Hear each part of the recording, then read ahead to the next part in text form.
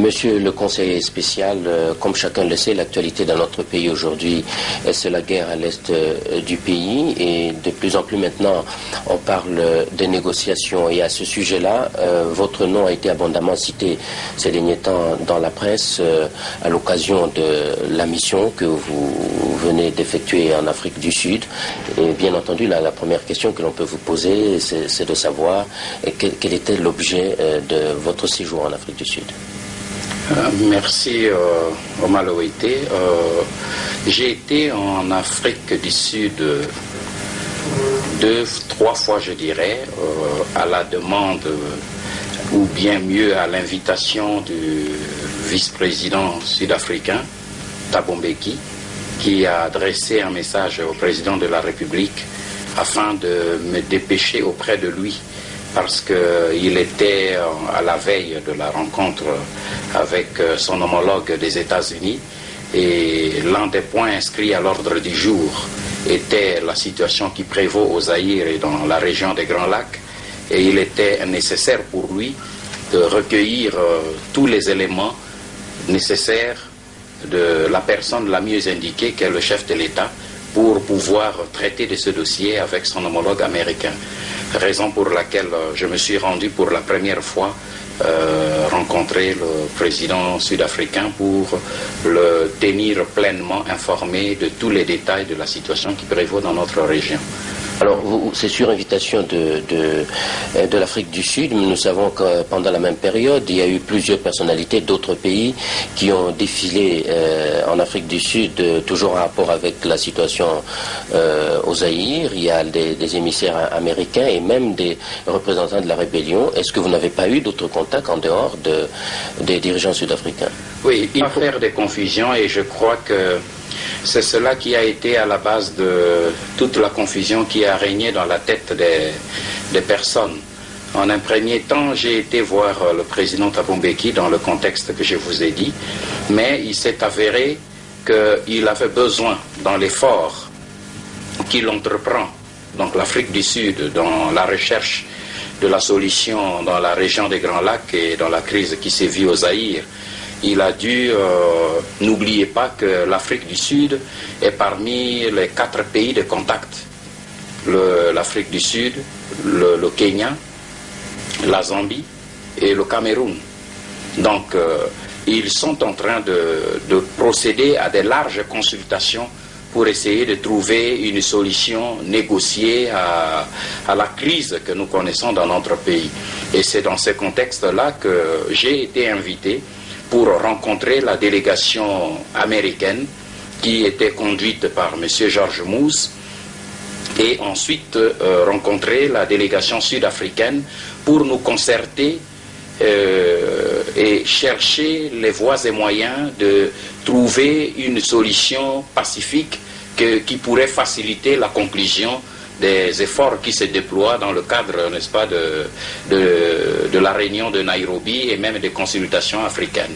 La presse a évoqué particulièrement une rencontre éventuelle qui aurait eu entre vous et le président ougandais. Effectivement, j'ai rencontré le président ougandais parce que, comme vous le savez, la position de notre gouvernement et la position du chef de l'État est celle-là. Nous avons toujours dit que Kabila n'était pas le véritable agresseur. Pour nous, les vrais agresseurs, ce sont les 3 pays voisins dont les armées régulières sont entrées dans notre pays et qui occupent notre pays. Et nous avons toujours gardé cette ligne de conduite pour dire, s'il faut parler, nous devons parler aux véritables agresseurs et leur passer le vrai message de notre part et discuter avec eux pour voir déjà les possibilités de pouvoir arrêter la guerre. Parce que, Omar Loïté, il faut retenir une chose, et je crois que notre opinion nationale devrait le savoir. On ne fait pas la guerre pour la guerre. On fait la guerre pour la paix.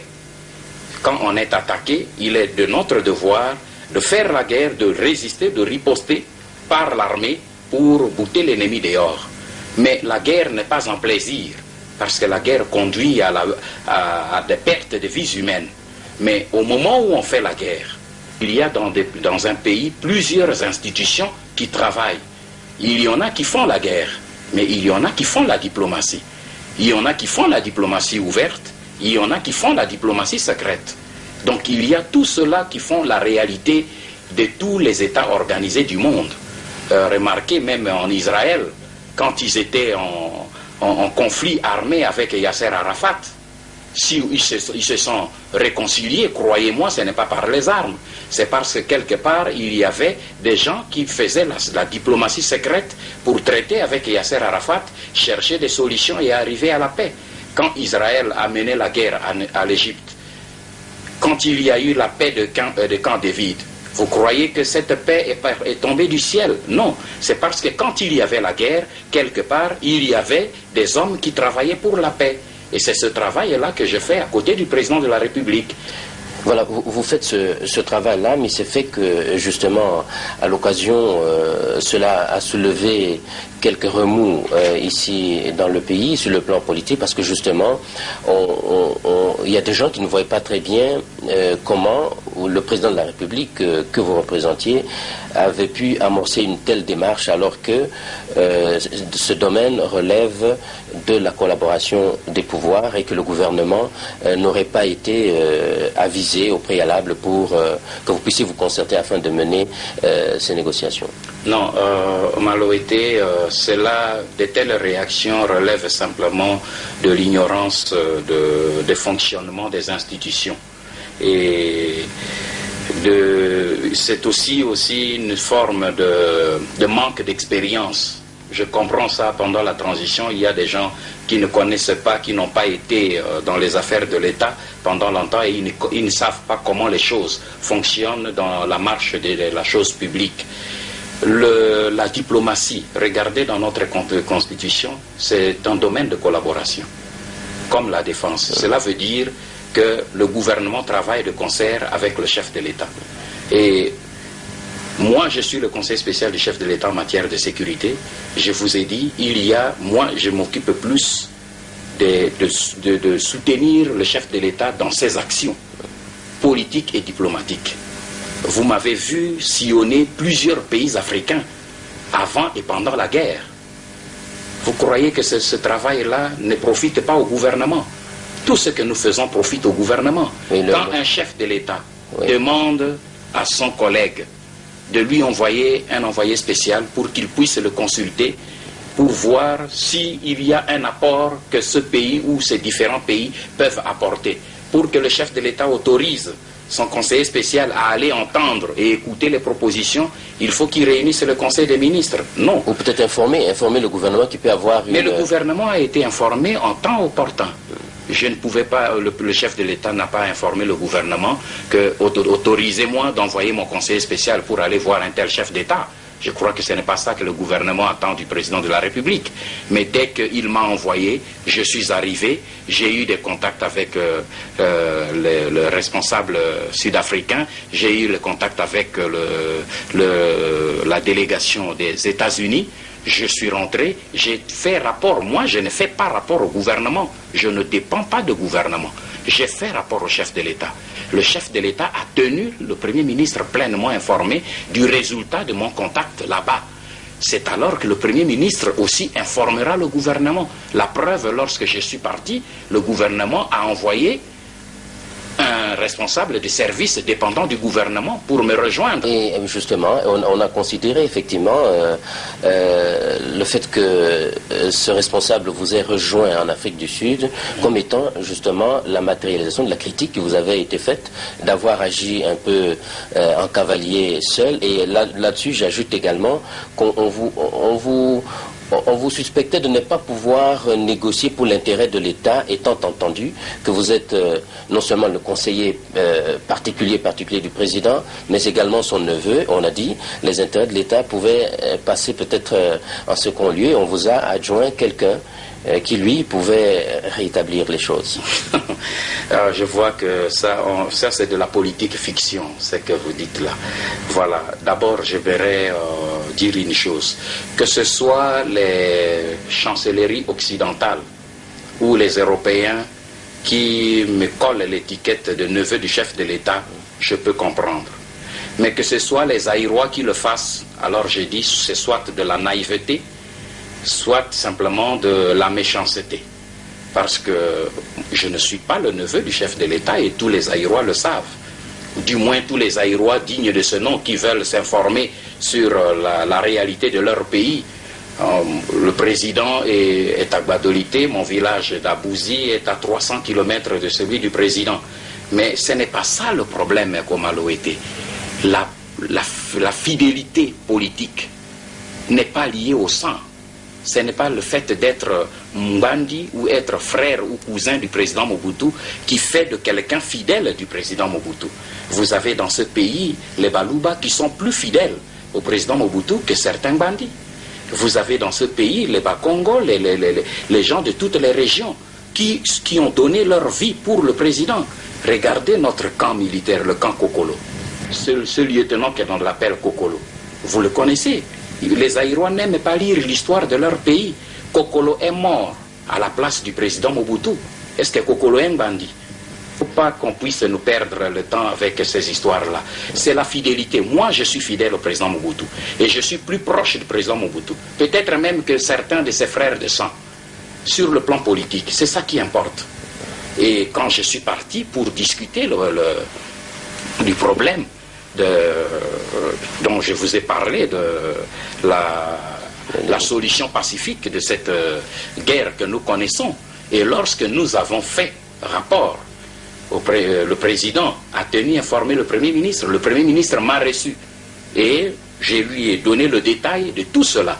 Et il a estimé qu'à cette phase, le gouvernement ne pouvait pas encore s'engager officiellement parce que nous sommes dans une phase de prospection de terrain pour voir comment on peut arriver à une solution pacifique. Alors il m'a dit, nous avons demandé au directeur général de la DGSN de vous appuyer. Moi, je suis conseiller spécial, je n'ai pas toutes les données du terrain. Lui, il est l'homme du terrain. Il vient comme cela, lui, il a les données fraîches du terrain, il peut me les donner pour pouvoir maintenant mener bien mes négociations. C'est tout.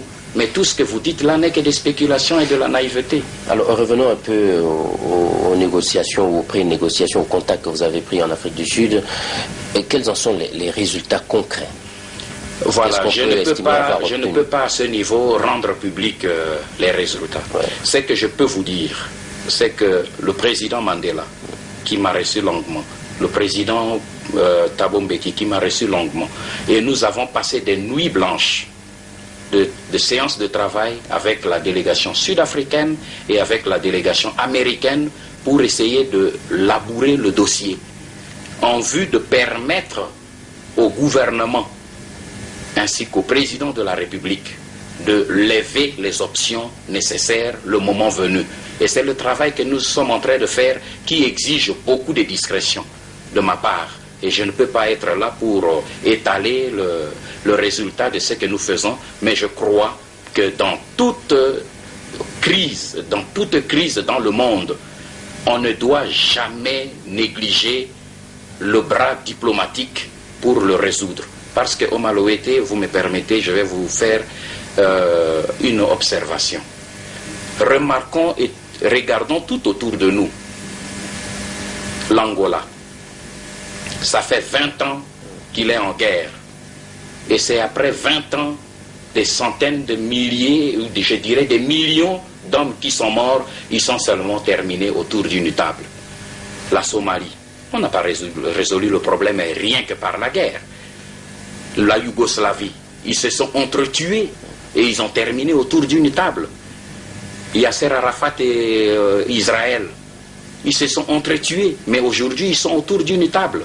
C'est pour vous dire que la réalité historique démontre que la guerre ne résout pas entièrement le problème.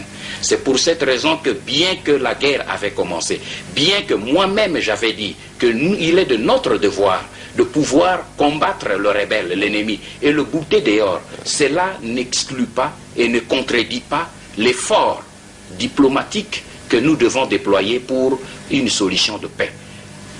Kabila dont nous parlons, pour ne prendre que ce cas, il est le produit de quoi? le produit de la rébellion de 1964. Et pourtant, nous avons anéanti la rébellion militairement en 1964. Voyez-vous que quand la solution militaire est là, elle ne résout pas tout. La preuve, Kabila est encore vivant aujourd'hui. Et le problème, la séquelle du problème est toujours là.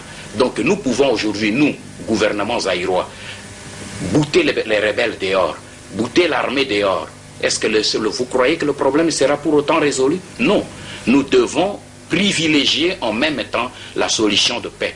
Et moi, en tant que chrétien, je vous dis d'abord que s'il y a une solution qui peut éviter le coulement de sang, je n'hésiterai pas une seule seconde à privilégier et à utiliser cette voie-là.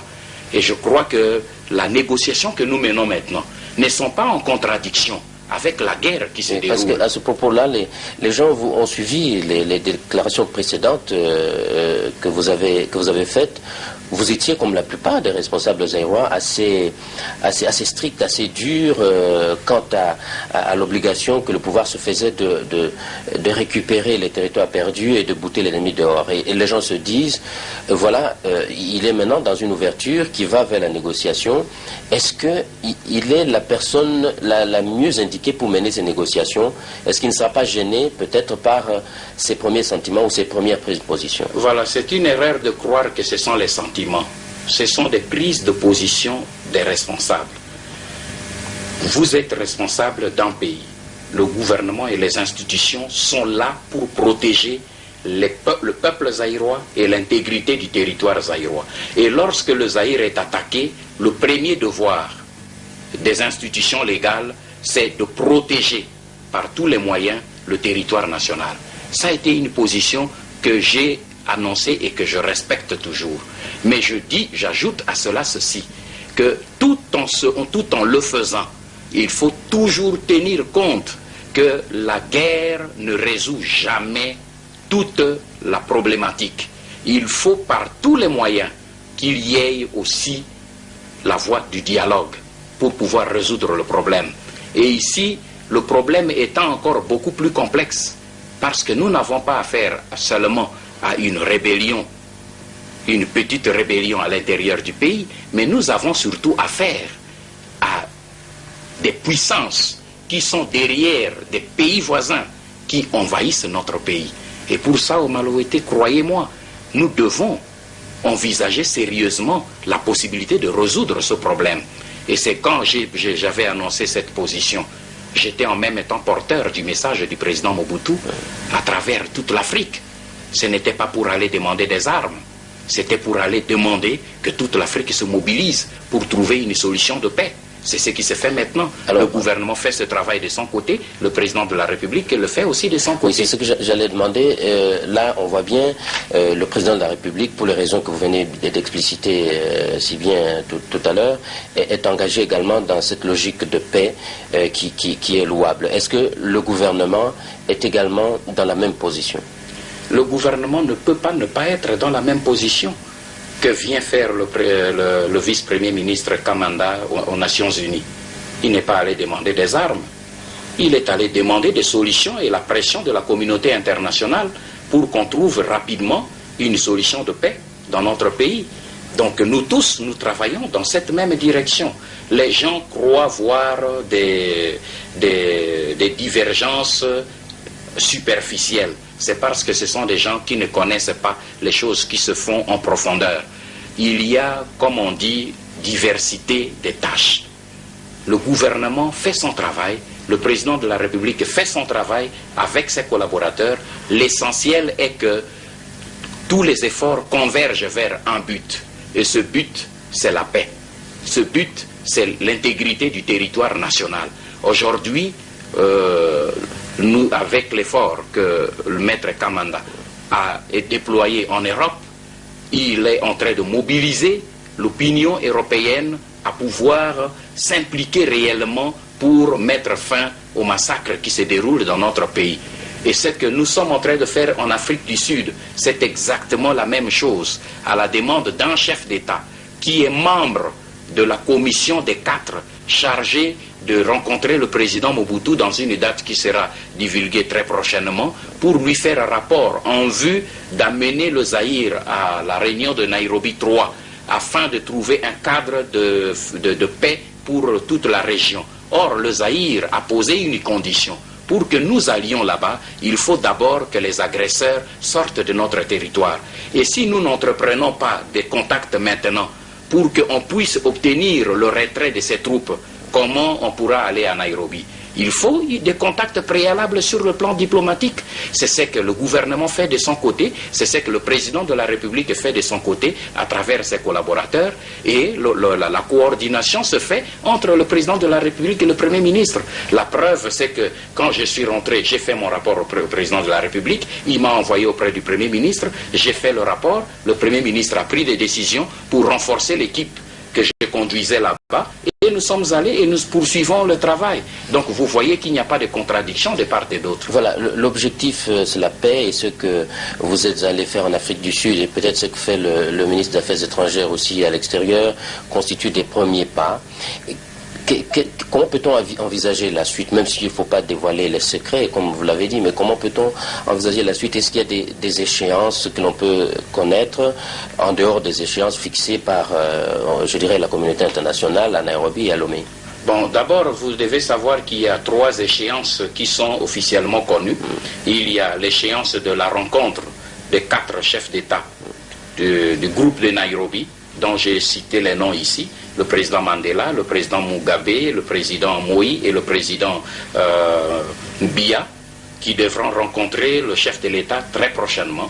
Et il y a l'étape de Nairobi 3, qui est conditionnée à la réussite de certains préalables que le gouvernement du Zaïre pose.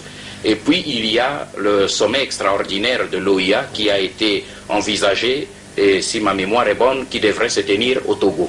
Ce sont là les 3 étapes. Mais dans l'entretemps, ces étapes, pour qu'elles réussissent au Maloété, il faut qu'il y ait des hommes qui travaillent avec la volonté de trouver des solutions pacifiques. Et c'est ce travail-là que fait le président Mobutu avec ses collaborateurs. C'est ce travail-là que fait le gouvernement qui, d'un côté, mène la guerre. C'est évident, il doit mener la guerre, on ne doit pas laisser le pays envahi. Mais nous menons tous ces efforts pour que nous puissions arriver à une conclusion, qu'on arrive au niveau de la rencontre des chefs d'État, les 4 chefs d'État auprès du président Mobutu, avec un dossier concret en main. Parce que si nous ne faisons rien, les 4 chefs d'État viendront voir le président Mobutu avec quoi? Et si nous ne faisons rien, qu'est-ce qu'on ira dire à Nairobi 3? Se regarder dans les yeux pour prononcer des discours diplomatiques? Ce n'est pas de ça que nous avons besoin.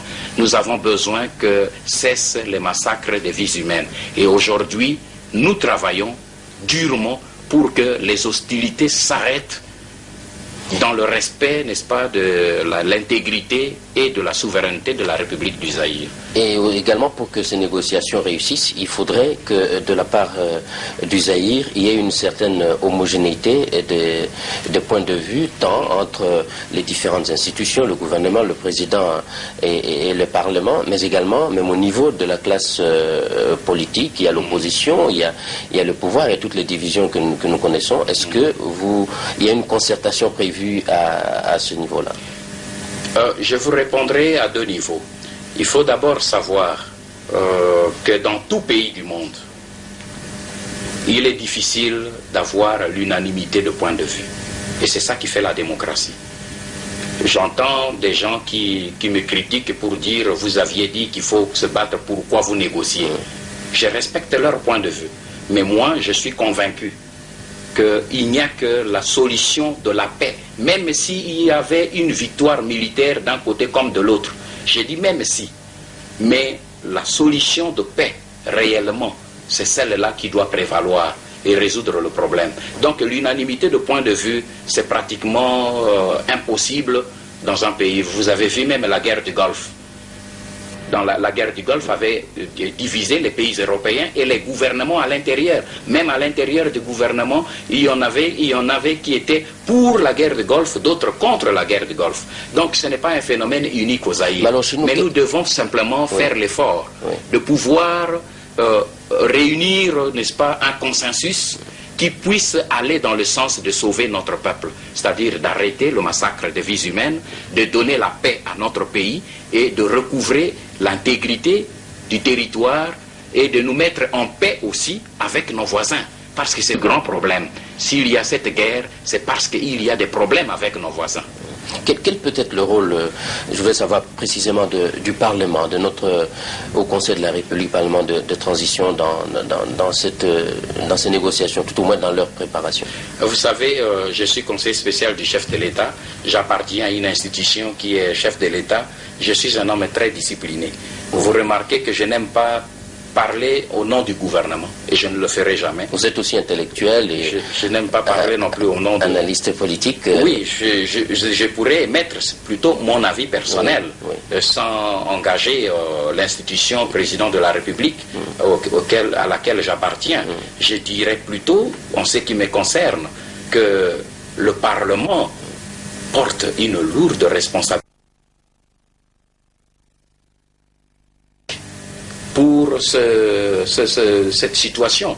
Moi, je vous dis ceci, je me verrais, moi, dans un parlement comme celui-ci, sillonner les autres parlements d'Afrique pour essayer de les sensibiliser avec ce qui se passe ici chez nous. Parce que le problème est du Zaïre. C'est-à-dire, nous croyons que quand nous parlons ici à Télé Zaïre, le problème est résolu. Le monde d'aujourd'hui, ce n'est pas ça. Parce que je vais vous dire un petit détail.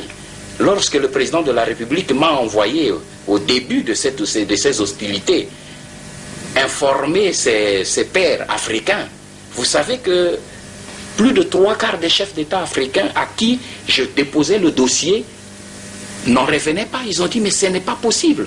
Mais une histoire aussi grave, comment se fait-il que nous ne sommes pas informés? Vous voyez, le drame du Zaïre, c'est que nous ne sommes pas présents dans le monde. Nous laissons les autres parler à notre place. Moi, je crois que le Parlement a un grand rôle à jouer. Non simplement dans l'ancêtre de palais du peuple, mais à l'extérieur aussi. Les parlementaires devraient aussi sortir, aller prendre même des contacts. Pourquoi pas avec les collègues des pays avec lesquels nous sommes en guerre. C'est ça le problème. Et je vais aller plus loin. Pour moi, je voudrais même saisir cette occasion pour dire qu'aujourd'hui, plus que jamais, les hommes de Dieu devraient aussi prendre leurs responsabilités entre les mains. Les hommes de Dieu qui doivent œuvrer pour la paix. Les églises sans barrière de dénomination.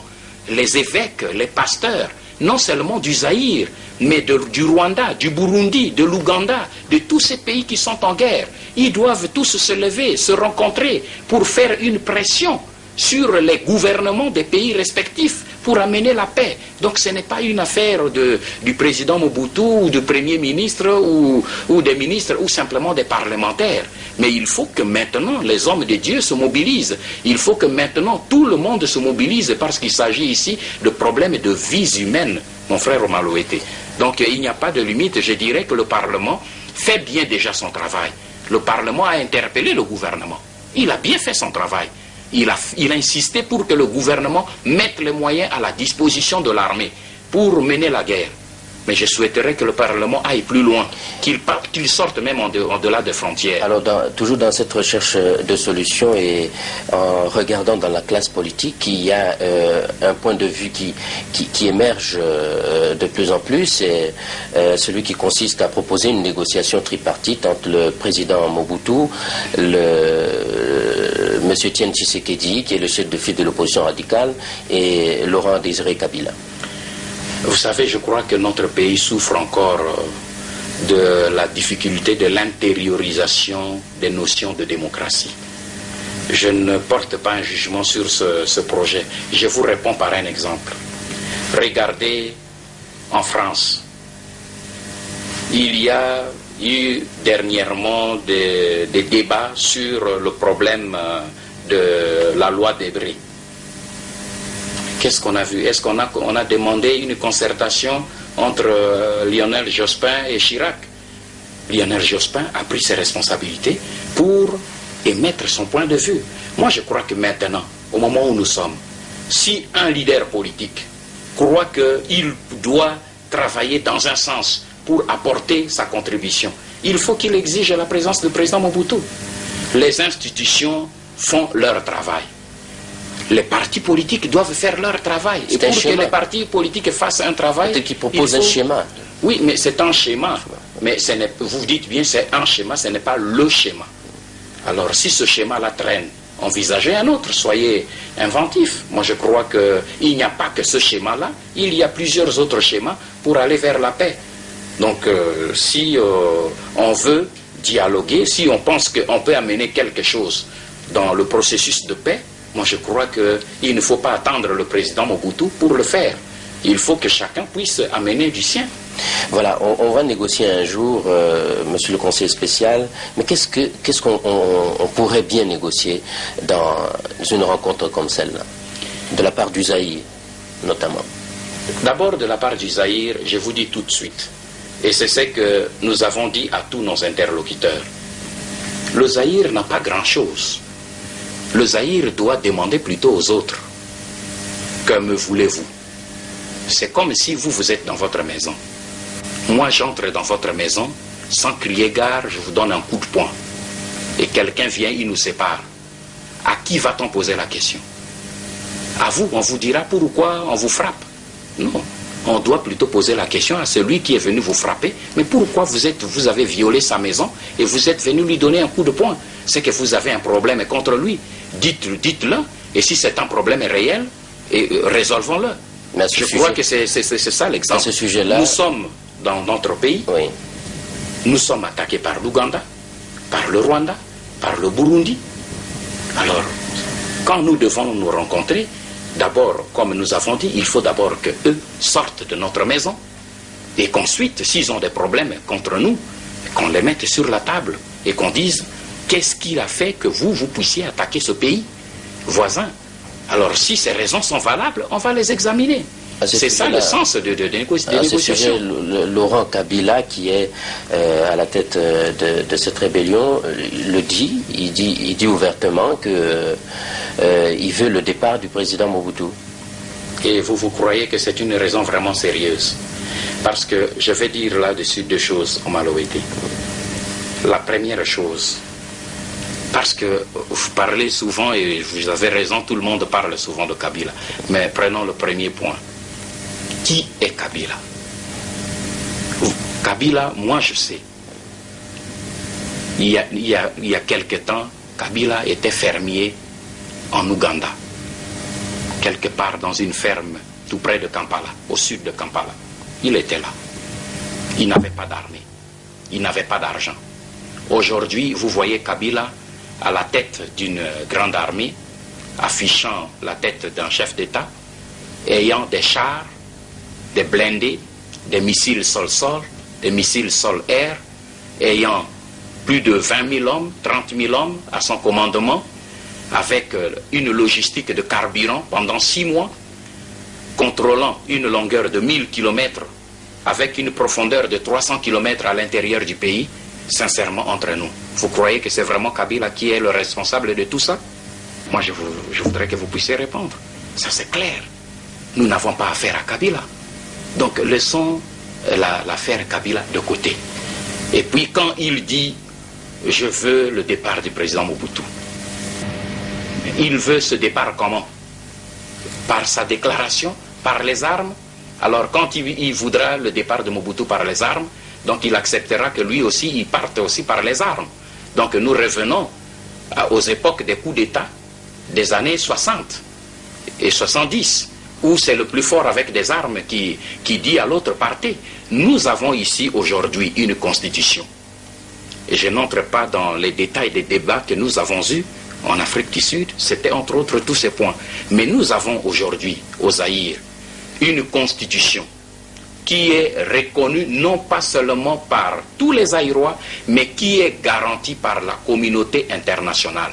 N'oubliez pas, pour ceux qui ont la mémoire courte, à l'extérieur comme à l'intérieur du pays, les accords du Palais de Marbre ont été co-signés par l'Union européenne et l'ONU, par la signature de l'Akhtar Brahimi, qui avait été mandaté par les pays de la Troïka, la France, la Belgique et les États-Unis, et par l'ONU, parce qu'il représentait le secrétaire général de l'ONU. Donc ce qui s'est fait aujourd'hui au Zaïre est garanti par la communauté internationale. Alors moi je pose une seule question à ceux qui causent avec Kabila. Qu'est-ce qu'il manque dans la conjoncture actuelle qui puisse justifier qu'ils prennent les armes pour venir changer la procédure actuelle de la transition? Voilà une question que le Zaïre pourra poser le moment venu. Alors dans ces négociations, on va bientôt terminer, dans ces négociations, est-ce que le Zaïre ne pourrait pas aller avec le désavantage de la situation militaire sur le terrain? C'est une crainte. Et là, je crois que c'est le souhait de tous les Zaïrois. Chacun doit faire son travail. Moi, je suis dans la branche de la diplomatie secrète autour du président de la République. J'ai fait mon travail. Le gouvernement a deux tâches, de faire la diplomatie officielle, même la diplomatie secrète aussi, mais aussi de mener la guerre. Donc, bien entendu, nous avions dit ça au début, nous devons faire face militairement à ces gens. Sinon, nous n'aurons pas la force de négocier comme il se doit. Et c'est pour cette raison que mon souhait, et je suppose que c'est le souhait de tous les Zaïrois, est que notre gouvernement puisse requinquer l'armée pour qu'elle tienne sur le terrain afin que les deux actions militaires et diplomatiques puissent porter le fruit que nous tous nous attendons, c'est-à-dire la paix pour le peuple du Zaïre. Et ce sera ma dernière question, monsieur, monsieur le conseiller spécial. Cette guerre a le visage qu'on lui connaît du côté zaïrois. Quelles leçons au niveau du président de la République vous tirez de cette guerre? Quelle vision vous en avez? La vision que j'ai de cette guerre, vous parlez de moi ou bien du président? Le président de la République. Mais je crois que le président de la République l'a déjà répondu très clairement. Lorsqu'il est rentré de Nice, il s'est exprimé très clairement. Et lorsqu'il a reçu le président Arap Moi à Gbadolité, il l'a exprimé aussi très clairement que c'est le résultat de l'hypocrisie dans notre région des Grands Lacs au niveau des dirigeants politiques. D'un côté, ils disent une chose et de l'autre, ils font une chose. Et je voudrais ajouter une chose qui doit être très importante, que notre peuple doit comprendre très bien. On veut nous faire croire que cette guerre est une guerre zaïroise. C'est archi faux. Cette guerre est une guerre qui nous vient de l'extérieur. Et je mets quiconque au défi de me prouver le contraire. Parce que tous les problèmes, même si on nous dit les problèmes des Banyamulenge, comme on l'avait prétendu au début. C'était le point de départ, oui. On nous a d'abord dit au début que c'était le problème des Banyamulenge. Mais maintenant, on a trouvé que le scénario de Banyamulenge était tellement ridicule que maintenant on nous parle d'une alliance des Lumumbistes. Fabriquée comment, Dieu seul le sait. Mais tous les problèmes que nous avons sont des problèmes qui nous ont été importés des pays voisins. Les conflits Hutu-Tutsi dans notre pays est importé des pays voisins. Tous les problèmes, les intérêts amoués et les ex-phares, ils ne sont pas nés au Zaïre, ils ne sont pas zaïrois. S'il n'y avait pas eu leur guerre civile là-bas, ces gens ne seraient pas venus chez nous. Et c'est notre malheur, c'est d'avoir ouvert les frontières et accueilli ces gens qui venaient en détresse. Alors si l'on veut résoudre ce problème, mais qu'on le résolve dans la paix et dans la fraternité, mais aucun des problèmes dont nous souffrons à l'est de notre pays ne tire son origine du Zaïre. Si vous remontez l'histoire, tous ces problèmes exclusivement sont tous importés du Rwanda, du Burundi et de l'Ouganda. Donc nous sommes victimes parce que nous sommes devenus comme la poubelle de tous les problèmes qui se passent dans tous ces pays voisins et qui sont déversés ici chez nous. Et après, on nous dira, les gens qui sont chez vous au Zaïre constituent maintenant un danger pour nous. Mais d'où viennent ces gens? Ils viennent de chez vous. Quand nous avons eu le problème des réfugiés, le président Mobutu a crié à maintes reprises à travers le monde pour qu'on résolve le problème du retour des réfugiés, pour qu'on mette les moyens et les fonds pour pouvoir évacuer les réfugiés dans leur pays et qu'on puisse éloigner ceux qui refuseraient de rentrer. Personne n'a répondu. Et maintenant que le feu a embrasé la région, on dit c'est le Zaïre qui est à la base parce qu'il héberge chez lui les Interamwe, les ex-FAR, les CNDD et consorts. Mais tous ces gens-là, ce ne sont pas des Zaïrois. Ils ne viennent pas du Zaïre. Ils viennent de leur pays. Maintenant qu'on pose la question, pourquoi ont-ils quitté leur pays? Parce que là, dans ces pays-là, le problème ne s'arrange pas. Aujourd'hui, qu'on pose le problème de la démocratie au Burundi et au Rwanda, voilà le vrai problème que la communauté internationale évite. Parce que si on pose ce problème-là, le Zaïre trouvera facilement la solution. Parce qu'il faut que les Hutus rwandais et burundais apprennent à vivre dans la démocratie dans leur pays.